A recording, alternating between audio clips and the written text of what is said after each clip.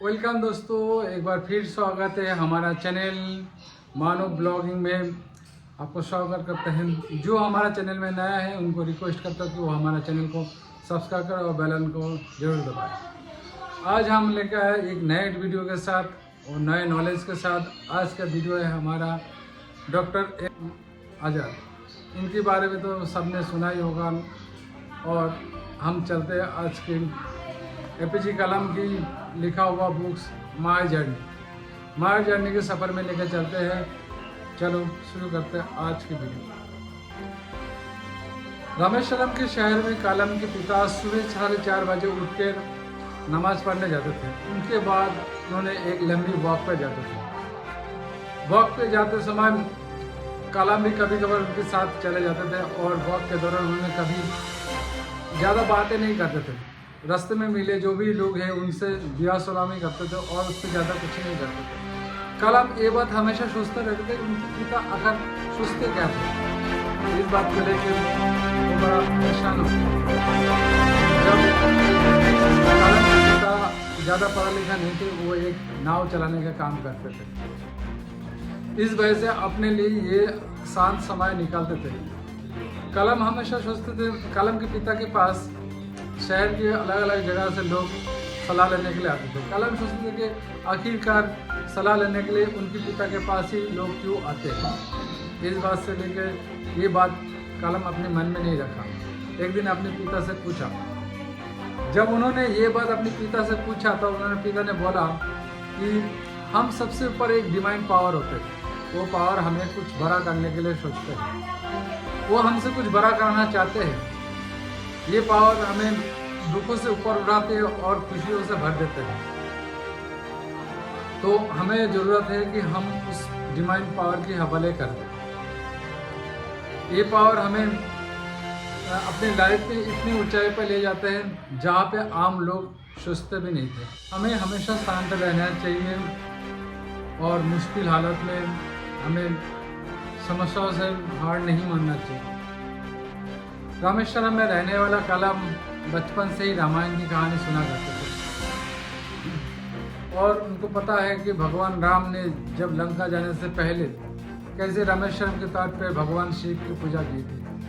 इस जगह पे आज भी हजारों संख्या में श्रद्धालु आते हैं और उसमें से कुछ लोग रामेश्वरम से 20-22 किलोमीटर दूर धनुषकोटी जाते हैं।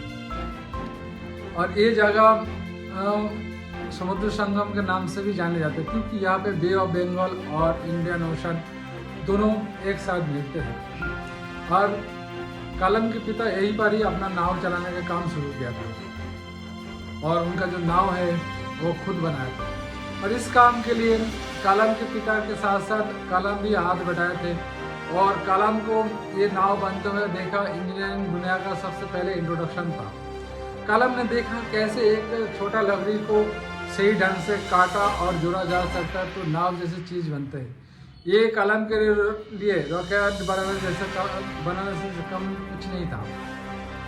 और चीज़ें हमेशा आसान नहीं होते। और रामेश्वरम शहर में एक बार भयंकर तूफान आते और उनकी जो पिता की जो नाव है वो खो जाती है। नाव खोने के बावजूद कलाम के पिता बिल्कुल परेशान नहीं हुए। उन्होंने अगले दिन फिर नाव बनाने का काम चालू कर दिया और कुछ ही दिनों में नाव बनकर तैयार हो गया। लेकिन किस्मत अभी भी उनका परीक्षा लेना बंद नहीं किया। एक बार फिर से तूफान आते हैं, भयंकर तूफान आता है और जिस तूफान में कलाम के पिता की नाव दोबारा खो जाते हैं। लेकिन इस बार भी कलाम के पिता बिल्कुल परेशान नहीं हुए, शांत रहे और दोबारा नाव बनाने का काम करना चालू कर दिया। ये बात कलाम के मन में हमेशा के लिए बैठ गया था। जब आगे चल के कलाम अलग अलग मिसाइलों पे लीड कर रहे थे तब उनको कितनी बार फेलियर का सामना करना पड़ता है। लेकिन कलाम जब फेल होते थे तब उनके चेहरे पे अपने पिता की चेहरा याद आता है। उनके पिता ने अपने नाव खोने के बाद भी कितना शांत रहते थे, इनको मन में आ जाता था। फिर कलाम ने भी ये सीखा कि भाई शांत टाइम पे भी कैसे अपने आप को शांत रखते हो और एक ही जिनिस बार बार करने का जो प्रेरणा मिलते हैं और आगे जाकर उनको अपने गोल की ओर बढ़ते हैं। अगर आप सूरज की तरह चमकना चाहते हो तो पहले सूरज की तरह जलो। ये बात है उन टाइम की है जिस टाइम कलाम क्या बोल 8 साल की था। वो जानते थे घर की हालत ठीक नहीं चल रहा था, लेकिन इसके बावजूद उनके माता पिता ने कलम को कभी इसका एहसास होने नहीं दिया। कलम बचपन से ही लोगों के दिल में झांकने के काबिल थे। इस वजह से मासूम कलम को 8 साल में पता चल गया था कि उनके घर की हालत ठीक नहीं था। इसलिए कलम कर ही क्या सकते थे, 8 साल के बच्चे को कौन नौकरी पे रखेगा। इस वजह से कलम और उनकी काजिन ब्रदर शमसुद्दीन ने एक आइडिया सोचा, न्यूज़पेपर बांटने का। ये टाइम था 1930 का, 30 दशक की था, जिस टाइम रामेश्वरम एक छोटा कस्बा हुआ करते थे। वहाँ पे लोग बाहर के लोगों से ज़्यादा जुड़े हुए नहीं थे, और इधर धीरे धीरे ये सिचुएशन बदलने लगा।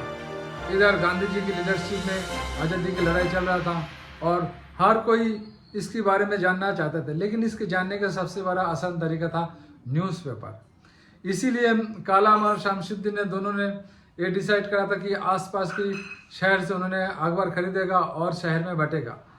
इस काम के लिए दोनों भाई ने काफ़ी एक्साइटमेंट था, लेकिन सबसे बड़ी बात यह था कि जो रामेश्वरम से जो ट्रेन गुजरने वाली ट्रेन था वो रामेश्वरम में नहीं रुकते थे। तो शमसुद्दीन कलम से थोड़ा बड़ी थी, इसलिए उसने सोचा था कि ट्रेन जब रामेश्वरम में पहुंचेगा, जो अखबार का जो न्यूज़पेपर की जो बंडल हो फेंकेगा और कलम पूरे शहर में बटेगा। इस प्लान को लेकर दोनों भाई काफ़ी एक्साइटमेंट थे। कलम हर रोज़ सुबह 4 बजे उठते तो पहले अपने अरबी क्लास के लिए एक मस्जिद में जाते थे और मौलवी के पास जाते थे, और वहाँ से अपना काम ख़त्म करने के बाद वो स्टेशन पहुँचते थे। वहाँ से न्यूज़पेपर उठा के पूरा शहर में बांटते थे। ये काम काफ़ी चैलेंजिंग था, लेकिन कलम को कभी ये नहीं लगा था कि ये काम जो ये दिक्कत वाली काम ये कर रहे हैं। और ये काम ख़त्म करने के बाद कलम अपने लिए अब स्कूल के लिए रवाना होते थे। इस काम के लिए इसकी मम्मी ने कई बार उनको टोका, लेकिन कलम एक बार भी नहीं माना, क्योंकि उनको जानते थे वो जो पैसे कमा के लेके आते थे ये इनके घर के लिए कितना फ़ायदेमंद है, और ये बात उनकी मम्मी भी जानते थे और अपने आप को एक प्राउड फील करते थे। इसी वजह से कलम ने ये जो काम है ये काफ़ी दिनों तक कंटिन्यू रखा। और कलम जब न्यूज़पेपर जो बांटने का जो काम करता था, इस काम में खाली इनको फाइनेंशियल हेल्प नहीं मिलता था, बल्कि इससे उनका जो लाइफ में उसको बहुत ज़्यादा चेंजिंग आया था। ये चेंजिंग ये था क्योंकि न्यूज़पेपर वो बांटने के साथ साथ पढ़ा भी किया करते थे।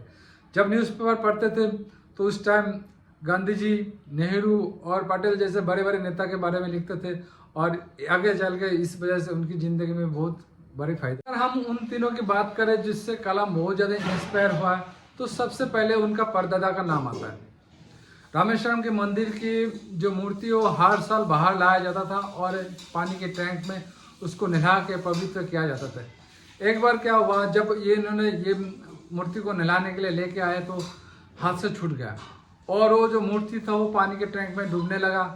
तभी पास में खड़े कलम के परदादा ने उस टैंकी में कूदा और मूर्ति को बाहर लाया। बाद में जब ये कलम को ये चीज़ बताया गया तो कलम बहुत ज़्यादा इंस्पायर हुआ।